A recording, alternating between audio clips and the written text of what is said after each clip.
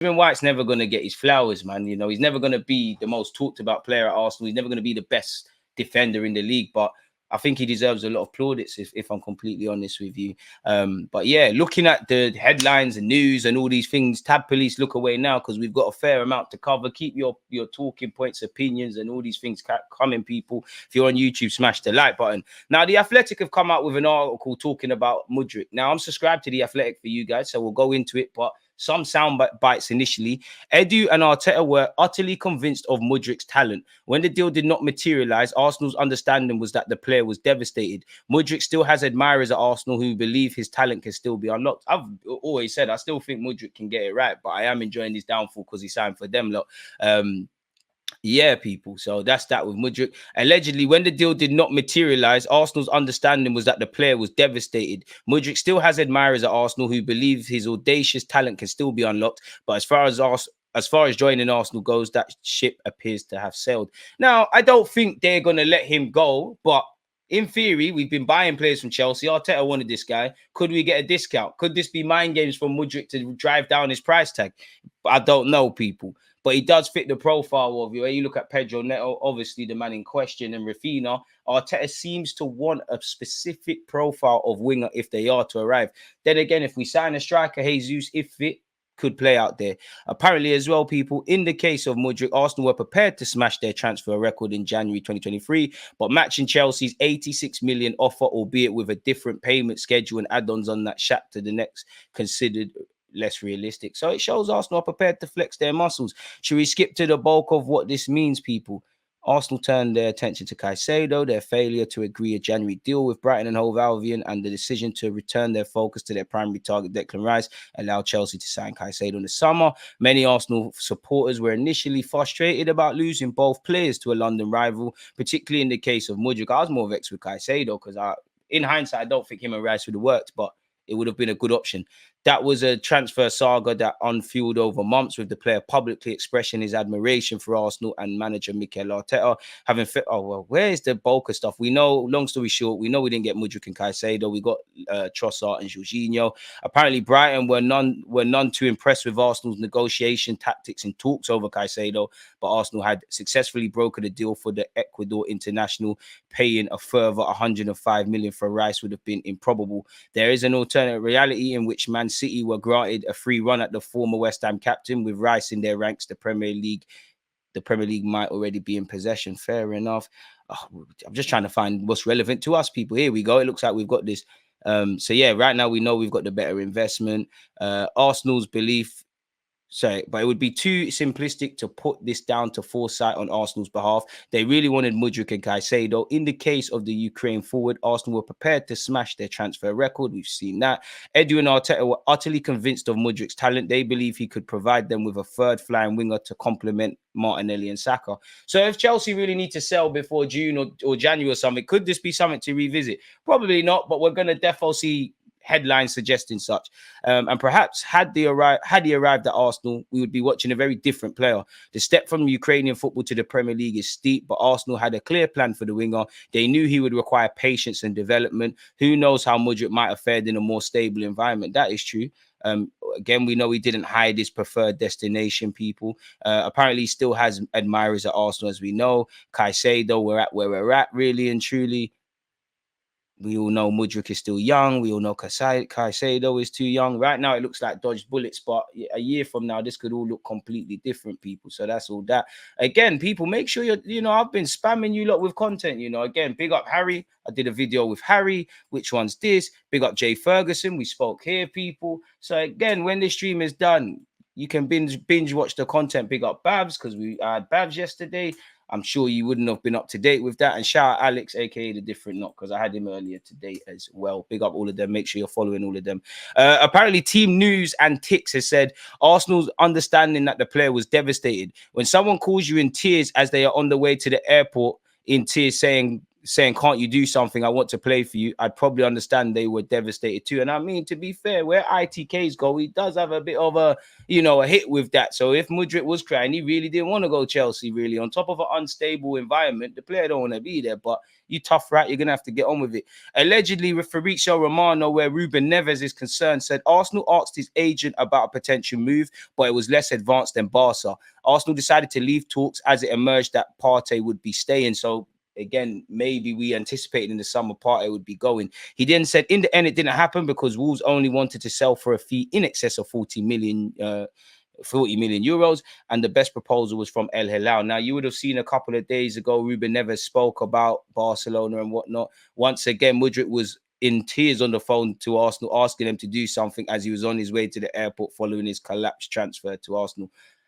I mean, you could have said no, but it does feel that Mudryk deal, like obviously signing for Chelsea, moving to the Prem, signing in London is great, but it does feel like you was kind of bullied to do that. It felt a bit Suge Knight-esque, it kind of felt there was external forces like, no, you're signing for Chelsea, like you ain't, something might happen to you if you just don't comply. Allegedly, AFC Camden is saying Timber is now back in full training, which again doesn't mean he's ready to play anytime soon, but it's a step in the right direction, which I'm here for. We've been linked with Guerrero again, people. Apparently, many European giants have already set aside a spot for such people, and the scouts going to watch him as well. You'd imagine everybody's looking. AC Milan have been name dropped. Arsenal have been name dropped. Apparently, Ivan, Tony, Osimhen, and Xerxes, as well as Victor, have been linked with us. Apparently, Chelsea have watched him at several times. So he's got a lot of interest. Sporting Lisbon are due to make some serious wonga. Arsenal will move to sign a central forward this summer with Ivan Toney, Victor Osimhen, Joshua Zirkzee, and Victor Gyökeres among those the Gunners have looked at. That's of the Daily Mail, Sammy Motebell. Apparently, we're trying to manage Gabriel Jesus' workload to avoid further injury flares, people, which is obviously music to our ears, people. Oh, it's the same article. So, yeah, Arsenal will manage Gabriel Jesus through the season finale to avoid further flare-ups of his persistent knee problems. The Gunner striker hasn't played since January the 30th due to a knee issue, though he was an unused substitute in Saturday's win over Newcastle. And while Jesus is hopeful of making a playing return soon, Mail Sport understands Arsenal medics are taking a cautious approach to his workload to ensure the ongoing knee complaint doesn't worsen. As you know, Jesus has suffered with fluid in the knee. Sounds painful. And it is a situation that needs attention in between games. The Brazil international has been dogged by knee problems since joining Arsenal ahead of last season. So then there's always been an ongoing thing. Smash the like button and let me know your thoughts. And those injury concerns are among the factors behind the club's move to sign a new central forward this summer, with Ivan Toney, Victor Osimhen, Joshua Zirkzee, and Victor Gyökeres among those the Gunners have looked at. Which one would you like, people? Scrolling all the way down, Arsenal also look to sign a new central midfielder with Martin Zubimendi among the club's targets. An out-and-out winger to supplement Saka and Martinelli will also be considered. Meanwhile, Arsenal hope Tomiyasu and Zinchenko could both be available for Monday's trip to Sheffield United after recovering from injuries, while Thomas Partey, is also nearing a full return from groin surgery, having been back in training. So when you couple that in with Timber, hopefully these guys get fit and stay fit. But such is life. The minute these guys come back, other guys are going to pick up knocks. Such is life, people. Allegedly, Arsenal have reported a 52.1 million loss for the financial year of 2022-23. While that is up from the 45.5 figure in the previous year, the club put that down to impairment write down on certain player registrations, which totaled 18.1 million. Arsenal say the loss before tax, excluding the impact of exceptional items, amounted to 34 million, having been 45.5 million a year ago. There was a significant rise in match day revenue. Obviously, we're playing all right as a club. People want to be at the ground again. It's gone up to around 100 million quid, and that's beyond the 100 million mark for the first time in nearly a decade, because we're back in the champs. And as we said there, people, and obviously, the women, rightly so, are now starting to get games at the Emirates. So these things help. Broadcasting revenue rose at the club as well, which again, we're not finance people, but the more money we get in and retain and invest significantly, the better and healthy the club is in all aspects. And hopefully a lot of that, at some point, that money can filter towards transfers and all of those kind of things. Arsenal urged to beat Man United, Chelsea to Serie A striker who would fit in Arteta's team perfectly. So this is in relation to Vlahovic, people. Some journalists have said, here's a team in brackets Arsenal. How many goals have they scored? 25, 26 in 6 games in the Premier League. But they didn't score in Porto. Maybe it was a one-off, but maybe that one player is missing when Saka and Martinelli are off it. That central forward, given the amount of goals they score, you could not say is not needed, but I don't know. Vlahovic to me fits in the team before maybe Ivan, Toney and Osimhen, and we did try to get Vlahovic. But one does wonder what Arsenal would have looked like had we got Caicedo, Lisandro Martinez, Conde, Raya initially, Vlahovic, Rafinha, and Mudryk, players that we know we've tried to go after, we haven't brought.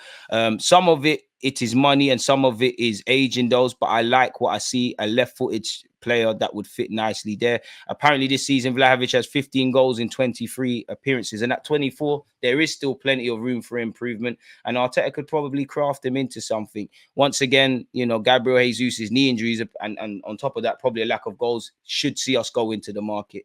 You know, again, when it comes to Ivan Toney, sometimes they're saying we're moving away from him, then we're going for him. There's a lot of whispers, really. Apparently, this article said Arsenal would love to sign Toney this summer, and there are 3 other players they're also keeping tabs on. Xerxes is a name that's aggressively being linked with us. We all know Osimhen, and I've probably said his name about 20 times in the stream, but Gaio Keres. So that's that. What have we got here? Arsenal will look to sign an out-and-out winger, and a midfielder. We have been linked with Zubimendi. That would be lit, but Barca and Bayern Munich are also interested. Bring him to the carpet, really and truly, man. Apparently, what's this? It was revealed how much Pepe cost the club. He cost us significantly more than 100 million. Well, yeah, because you bought him for big money, put him on big wages, had to pay him wages and had to pay him off. And he weren't playing. We didn't get a return. We should have never. It's a weird one because I don't think Pepe was a bad player, but it just didn't happen. It did feel when we won the FA Cup that there was going to be, you know, light at the end of the tunnel, but Mikel Arteta had other plans. Apparently, Arsenal still want Mudryk, and Fenerbahce are eyeing up Eddie Nketiah. I don't think Eddie's going to go to Turkey, but it is what it is. Apparently, Arsenal reportedly planning a shock move for Chelsea flop Mudryk, who has been named the most talented player in the world. Okay, there's plenty to cover, so let's jump right in. What is there to say? Arsenal, according to reports in Spain, Arsenal online in a shock move for Chelsea flop Mudryk. Boy, I can't lie. Calling him the most talented, unique player in the world, they did a number on Chelsea and it absolutely robbed them. Where's this Eddie Nketiah stuff, though, man? Let's see what's going on here. Fenerbahce are keeping a close eye on Eddie Nketiah's situation at Arsenal ahead of the summer transfer window. He's been heavily linked with an exit, and he finds it, you know, there's been times where Eddie's been the first name on the team sheet, but right now, you're behind Trossard, you're behind Jesus, and you're behind Kai Havertz in the pecking order up front. You bring in another striker as peak, and Eddie Nketiah is probably someone that we need to sell. He's been linked as a potential replacement for Edin Dzeko as well, because he's going to leave in the summer. So is there any real legitimacy from Fenerbahce to get a move done? Subscribe and hit the like button, or is it just paper talk? I don't know. I reckon Eddie's more likely to stay in the Prem, or if he was to go to another country, I think it's more that the Spains and the Italys and the Frances and things like that. And it'd be interesting to see what happens with Eddie, because as you know, Crystal Palace failed with a January offer for Nketiah, with Arsenal rejecting the South London club's proposal, and they could rival Fenerbahce in the race to sign the English forward this summer. Borussia Dortmund are also admirers of Nketiah, although it remains to be seen if they act on their interest. That could be a good move. Arsenal have big hopes for 21-year-old forward Mika Bereth, currently at Stuttgart, and selling Nketiah in order to promote Bereth into the first team next season is deemed a very realistic possibility. That's true. I reckon Mika Bereth is going to play his way into the shop window and then be sold, but I'd love for him to be made. I'd love for him to make it at Arsenal. So yeah, that's intriguing hearing that. We've already gone over that. Arsenal received brilliant Pedro Neto update. Man United will hate. Arsenal and Spurs are deemed more likely destinations than Man United for Pedro Neto this summer, according to reports. As you know, Neto, 23 years of age, doing well for Wolves, been linked with City, Liverpool, Arsenal, United, Spurs, Chelsea, and a couple of teams from abroad. He's got 2 goals and 9 assists so far in the Premier League. He has an asking price of 80 million, which I know there's Premier League tax, but that's a madness. According to Ben Jacobs, he said, I think that Arsenal and Spurs are more likely destinations for Neto at this point. We know the Tottenham interest is historical, and I would expect Arsenal to consider Neto this summer as one of a few targets in that position. He's going to cost too much. You'd imagine we're significantly going to invest in a striker and maybe a centre midfielder. If there's a deal to be done with a winger for the right price and it makes sense, I think we could get it done. I think the Neto thing is a myth now, people. They will be but both of the North London clubs will also be aware that Wolves, because he's still well still well contracted, will be looking for a club record sale. Fair enough. He's a prize. That's it. They will be firm on the price. You can understand why in an inflated market where many attackers and midfielders have gone for in excess of 70 million. And when you look at the fees paid for Mudryk and Anthony, Pedro Neto is quote unquote prem proven. Rightly so. Wolves are going to say, I know it. We know everybody's got money. We're in a day and age where Bournemouth are going toe to toe with AC Milan for players. It's not necessarily what a player's worth. It's what you can hustle, essentially. That's why in January you're hearing 100 million for Ivan Toney. It's absolutely crazy, really and truly.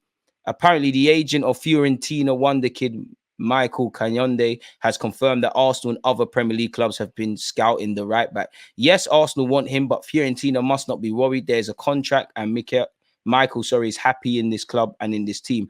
Obviously, several Premier League clubs have scouted him, but it's normal and is a part of life and football. Fiorentina tied him down with a nice contract and many bonuses, so we want to do well for them. So fair enough, man. He's a right back, can play right wing back as well as right back. You know, a youth international of Italy, 19, so he fits what we're doing. And, you know, it's more depth at fullback, so why not? We've gone over the Pepe stuff.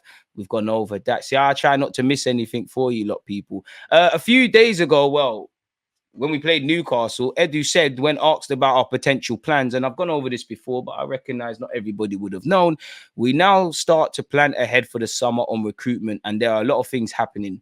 I understand what the fans are asking for, but we already have our targets. We have planned a lot ahead, and I'd be worried if we don't score a lot of goals and if we're not creating chances, which is the opposite because we create a lot and score a lot of goals. The plan is to try to get better every year, and I think we're in a good moment. Let's see if we can keep improving.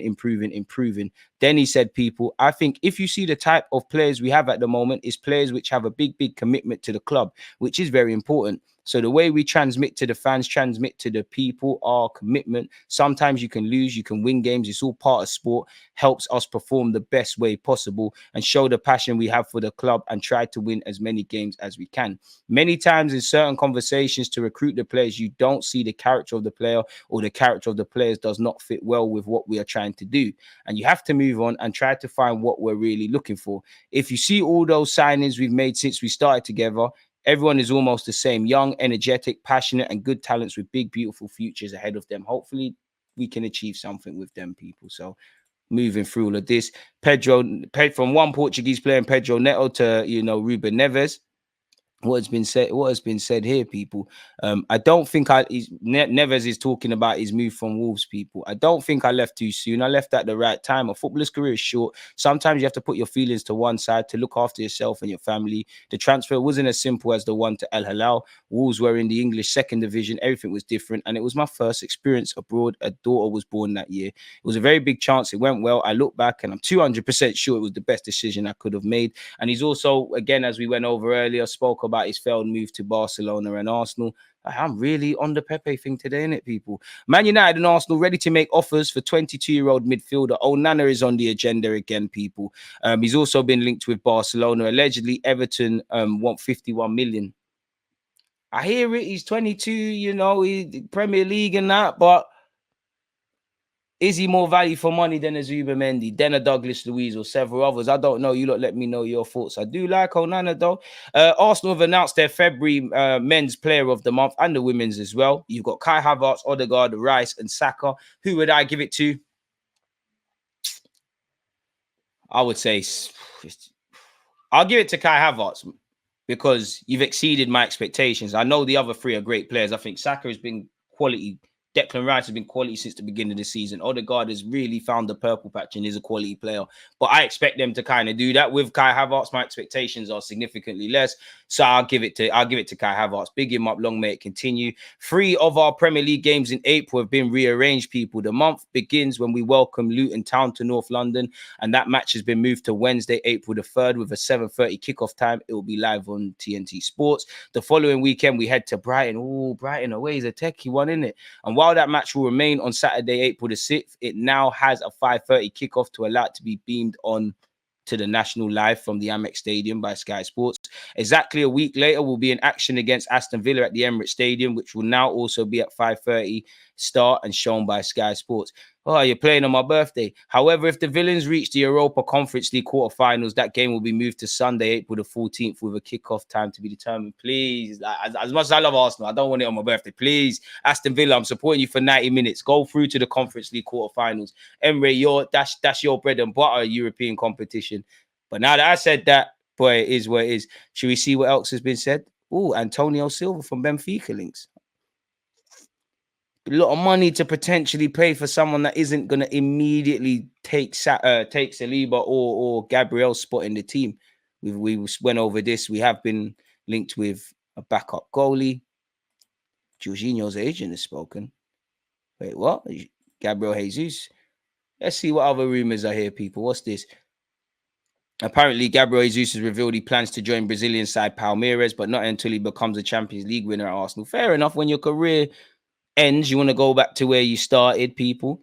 He said, Arsenal is a giant that was sleeping that woke up. I love that. I wasn't so aware before I arrived here of how huge this club is. I'm in love with Arsenal. I'm more mature now. I'm established and 100% focused on football. I still have 3 dreams: to win the World Cup, win the Champions League, and then the Libertadores with Palmeiras. Hopefully you can reach all of that, my guy. Jorginho's agent has suggested that as many as 5 Serie A clubs could sign Arsenal midfielder, including Lazio, Juventus, and Napoli. And that's where I think it'll be interesting with what happens with Jorginho. I think Partey is going to leave. Jorginho, he's doing the coaching thing. He's valued off the field. He's got a nice little role, and he's accepting that he's a squad player, and he's obviously got quality. And I'm sure him and his wife or kids, they're happy in London. But he's got a lot to consider. Does he stay at Arsenal for 1 more year and then leave next year? You'd imagine there'll be no talk of an extension. It will be taking out that option in his contract, and maybe there's even a coaching gig for you at the end of it, people. Maybe he goes back to even Brazil, where his adopted nation is Italy, but maybe he goes back to Brazil. Maybe he wants to return to Italy in the way of life that provides, or maybe there'll be a big offer from Saudi. I mean, as an agent, you're always going to talk up your clients, in it. Really, you're never going to say nobody's not interested, really and truly. Apparently, his agent himself has said, I can see him fitting in well at Lazio with Sarri, or at Juventus with the great director, but also at Napoli, Inter, and AC Milan are 2 great clubs. Roma has never been an option. Fair enough. So it'll be interesting to see what happens with him. Arsenal, Man United, and Chelsea interested in young Ajax star. It's not Hatto, so I'm not really interested. But apparently these 3 clubs are reportedly interested in signing the young Ajax goalkeeper. I mean, Man United have got 2 keepers. They got the Turkish lad and Onana. It don't make sense. Chelsea, on paper, got Kepa, got Petrovic now. And obviously, I'm missing someone else out. Sanchez. Arsenal, Ramsdale's probably going to cut, so you could be that, really. Apparently, the 22-year-old has been shining for Ajax at this moment in time, and his performances have caught the eye of several of the Premier League's biggest clubs, people. Just watching doesn't mean we're moving for him. Naturally, we probably anticipate Aaron Ramsdale is to depart, so it makes sense. So fair enough, really and truly. We'll have to see what happens there. Apparently, Arsenal have been watching him from his Eintracht Frankfurt days. Arsenal, Chelsea joined by Real Madrid in pursuit of 100 million. Star trio scouting plans revealed. Arsenal and Chelsea are keen on signing Benfica star Antonio Silva. The 20-year-old is considered to be one of the best young players in European football. Got a lot to work on, but I like him a lot, really and truly. You never know. Maybe Gabriel, at the start of this season, when his head was turned, he might have left. Maybe that could have been an angle, but it doesn't make sense. Obviously, I would love 3 top quality defenders, but if you're going to dislodge that defensive duo that we've got already, I don't know. And to be honest with you, does it make... listen, if Arteta wants to do it, great. I'm all for good players, but does it make sense spending crazy money at centre-half or in midfield or up front? Like, where's the other regions that need significant investment? I wouldn't say we're sorted in defence, but... And I hate to do this when everybody's fit thing, because it's an illusion. But when everybody's fit or even not, we're all right. Kyrgios finding his feet. Zinchenko has some good and bad moments. Timber, when he's back, we know that's a hit. Tomiyasu is quality. Benjamin White, Saliba, Gabriel. We're cooking. Raya's there. On paper, Ramsdale's there. Our defensive unit's all right. If we could bring in one more versatile defender, I'm all for that. Midfield, I've only got 100% conviction in Declan Rice. I think certain games is for Jorginho. Partey, a quality player, but you're never there. Got time for El Nene, but you need to move. And then obviously you got the Fabio Vieira, Smith Rose, Kai Havertz. They can play in the 8s, but are they 100% convincing? I don't know, people. So I just think this is clickbait, if I'm completely honest with you, but we'll have to see. Once again, people, shameless, again, notifications, bells should be on, because there's always